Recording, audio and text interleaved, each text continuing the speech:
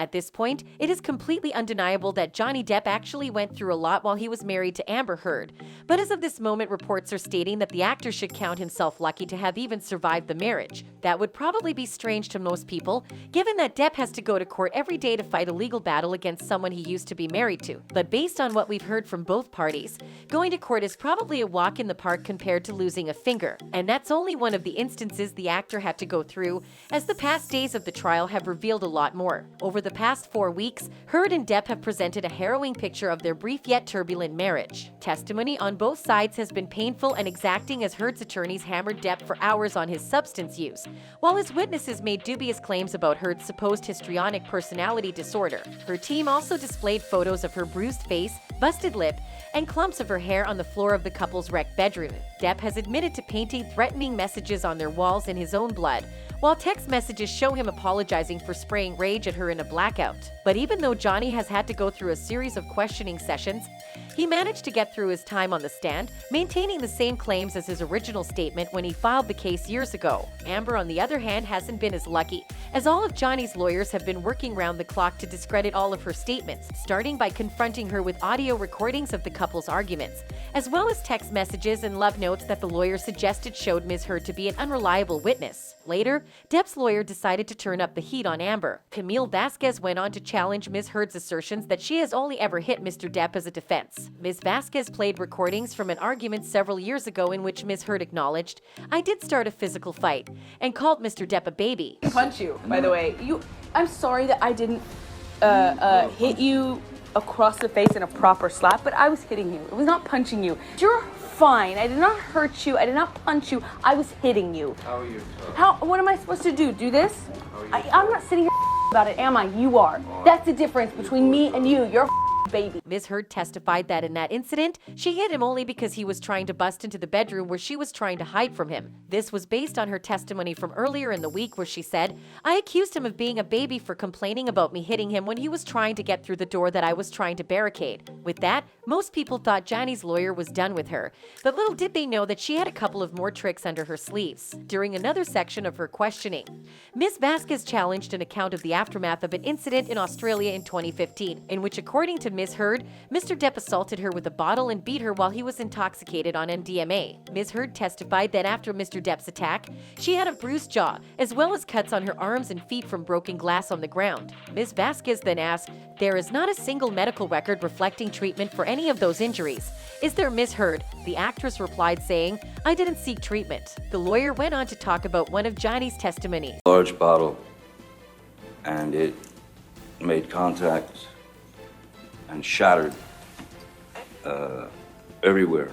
And then I looked down and realized that the tip of my finger had been severed. Mr. Depp has testified that he was the person injured that night when Ms. Heard threw a vodka bottle, hitting his hand and severing part of one of his fingers. Ms. Heard said he injured his finger by smashing a wall-mounted phone into smithereens while in a rage. Then Ms. Vasquez pointed to a lack of photographic evidence of the broken phone or of the injuries Ms. Heard said she suffered that night. Ms. Heard said documentation of the assault was incomplete because she only started taking photos of her injuries incidentally, when she wanted to show a friend or her mother. She never envisioned a legal battle like this. Vasquez then presented a love note that Ms. Heard wrote to Mr. Depp about 2 months after the Australia incident, which included the line, "I have seen in you the true bones of friendship and respect." Heard said the couple had been in a honeymoon period at the time. As in Mr. Depp's testimony, Ms. Heard's cross-examination involved an airing of insults she had hurled at him during arguments. In one recording, Ms. Heard can be heard calling him a sellout and a joke. She acknowledged on the stand that she called him horrible, ugly things, noting that he called her names too. Later, Vasquez moved from what Heard had been saying during her deposition to the basis of the entire case, which is the op-ed. The lawyer sought to establish that even if Ms. Heard did not mention Mr. Depp by name in the piece, it was clear that the subject was their relationship. Ms. Heard confirmed that when she said she became a public figure representing domestic violence, she was referring to getting a temporary restraining order against Mr. Depp in 2016. At one point, Ms. Vasquez focused on the article's headline, which read, "I spoke up against violence and faced our culture's wrath." That has to change, but Ms. Heard denied writing the headline, testifying that the Washington Post did not consult her on it, and said she had no intention of making public her allegations of assault in that op-ed. When she tweeted the op-ed, Ms. Heard testified she did not realize what the headline said. Of course, Heard's reply had the entire courtroom shocked, as they almost couldn't believe she actually said that out loud. Upon leaving the stand, the jury also heard testimonies from Heard's witnesses, which although did bother Depp because they seemed to be lies, but gave Heard some traction in the case. With all of these memories being brought up for the world to see, several people have admitted that they felt like they knew Johnny personally and that it must have been a pretty difficult time for him. To this effect, one user expressed the feeling saying, "I seriously feel like it's a miracle that Johnny wasn't murdered. Maybe I watched too much Dateline, but like, she and her friends are the exact types of people who scheme together and decide to murder the husband for his money. I thank God that Johnny got away from Scamber and her crew of pathological liar con artists when he did." Later, a couple of other people also stepped into the conversation, giving their different views on how much pain they think Johnny must have endured. Another user wrote, "I heard the rumors before how she was drugging him and waiting on him to overdose, and it's one of those hard to believe stories without proof. Then you hear her giving him Xanax while he's drunk. I guess one can argue why he was taking the pills, but then again, that's the problem with addiction. While most people believe that Amber's goal was to have Johnny overdose on drugs, others believe that the actress would have been willing to go some extra miles if she had been included in his will." Like this user who wrote, "This is my opinion. If she had been in his will, he wouldn't be here anymore and we would only know that he died of an overdose due to his history of frequent drug use." To some others, Heard had plans from the beginning.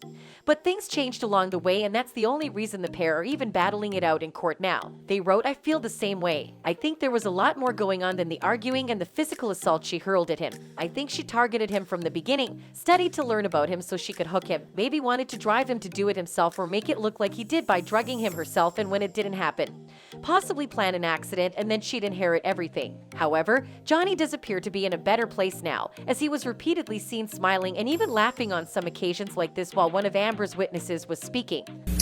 Would Disney entertain paying Mr. Depp more than $300 million and provide him with more than a million alpacas to be able to obtain his services for any future Pirates of the Caribbean role? No. I'm going to show you what has been marked as deposition exhibit number 52 to Alan Horn. Who's that?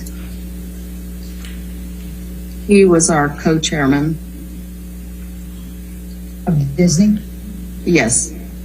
While all these fans have given their takes on why Johnny was lucky to have survived being married to Amber, none of these are particularly admissible in court. Or was Amber counting on that? Tell us what you think she had planned all along.